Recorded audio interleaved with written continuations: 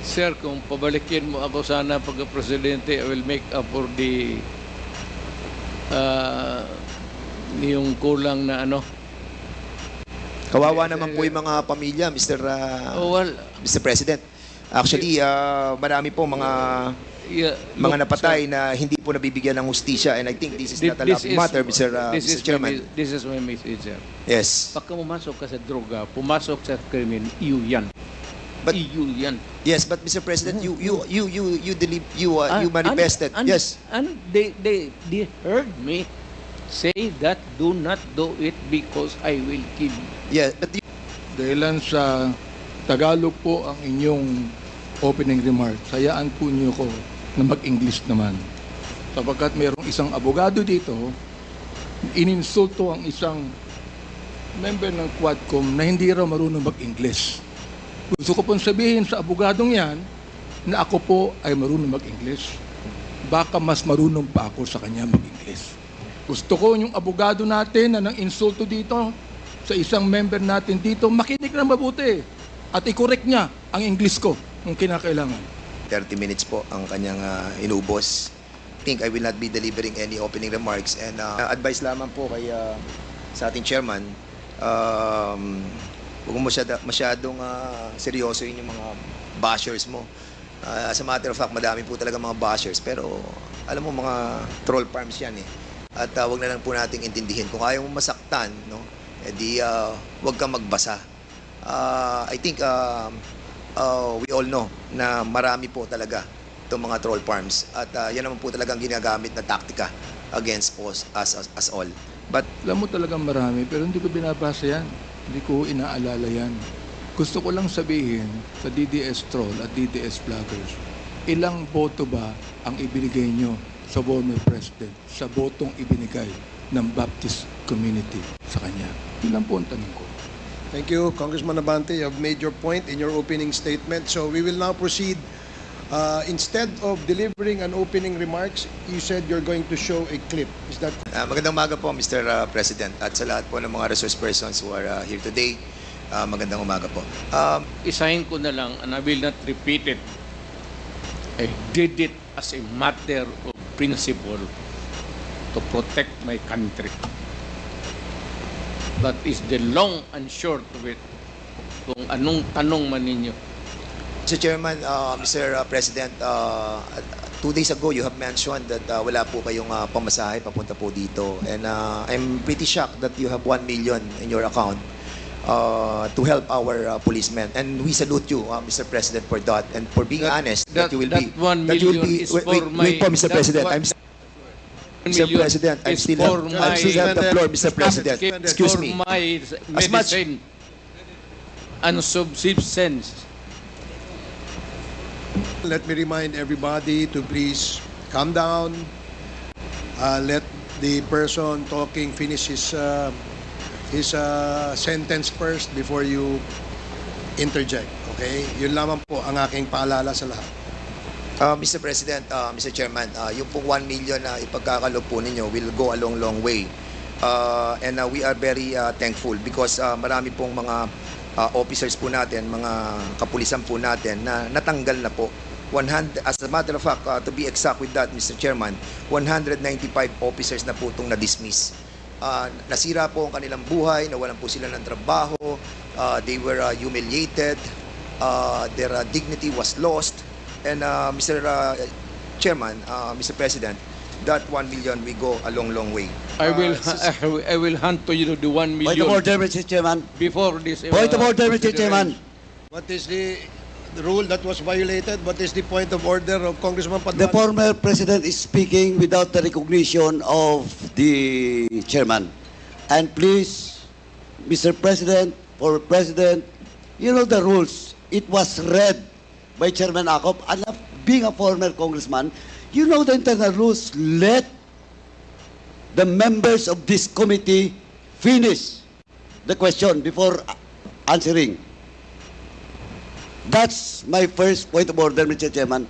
And I hope the former president understand Nakalimutan the rules. ko na yun.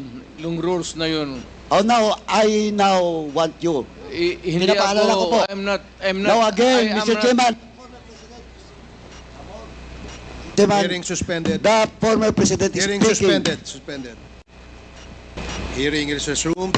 Before I allow everybody to speak, please be reminded, mga kasama, mga resource persons, to always address the chairperson when you want to speak and wait for the chair to recognize you. Para ho maganda yung communication, yung palitan po ng ating komunikasyon.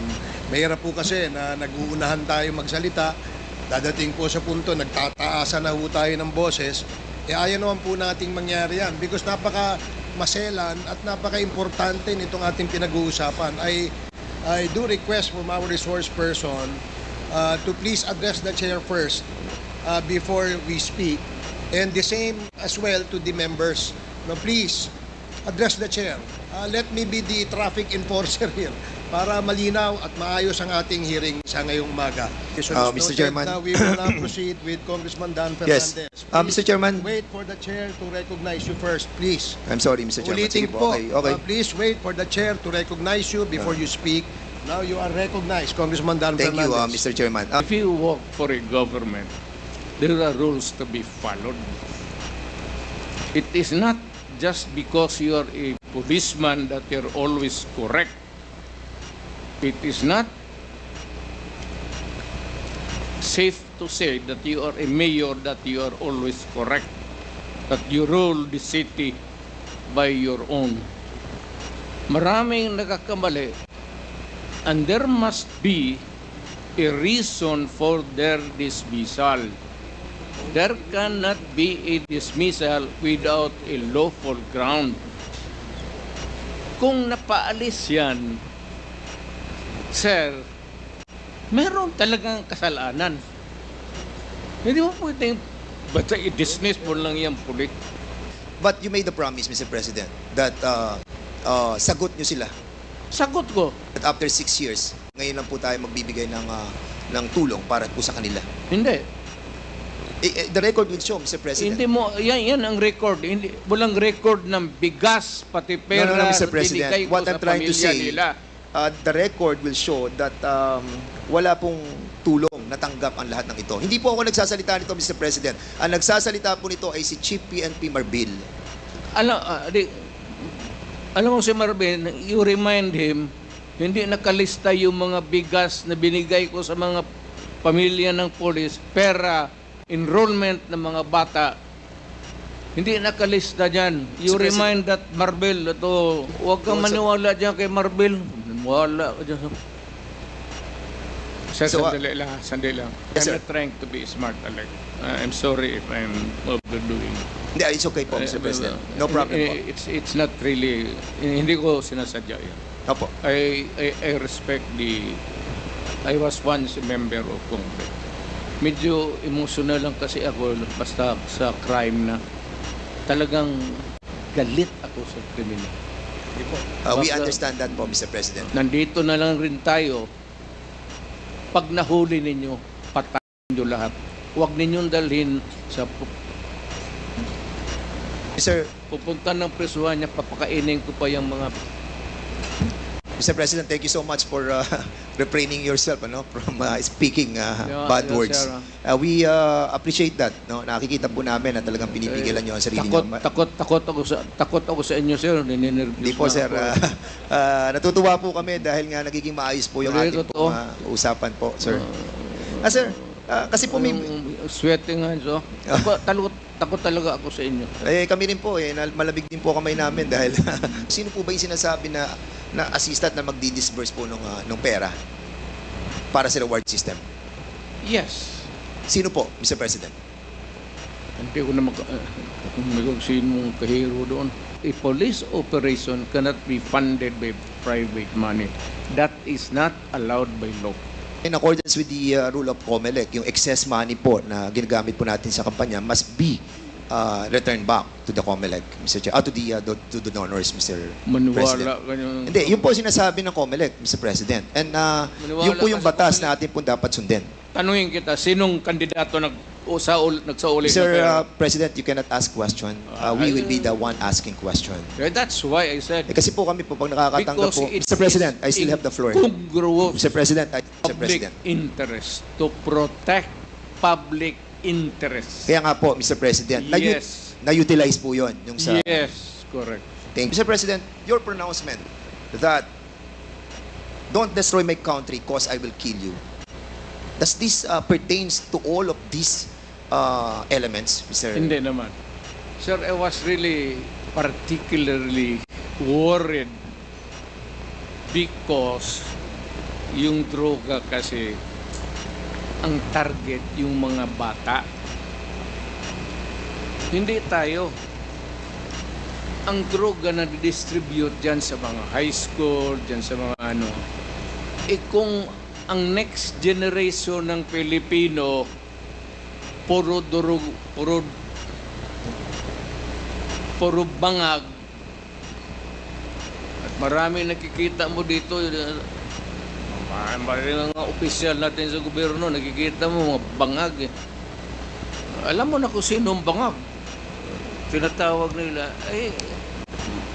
kaya ako, sir, I'm just being, I was being a father of the city, but talagang galit ako sa kriminal.